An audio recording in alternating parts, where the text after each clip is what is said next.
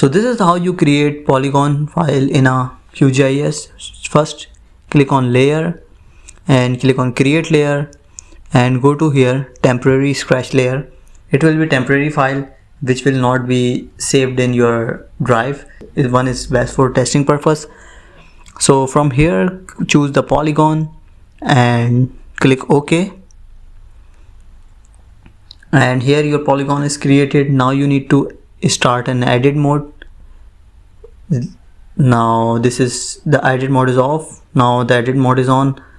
Now you just need to select this tool and draw some shapes which denotes your location, like building, farm, or anything which have geographic.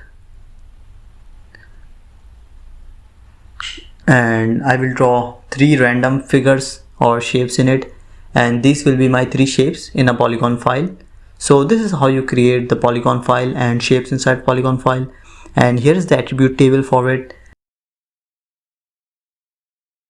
And once you stop the editing, it will ask you to save the shape file or polygon, and click yes and save the file, and that's all. So thank you so much for watching the video. If this video helped, don't forget to like the video and subscribe the channel.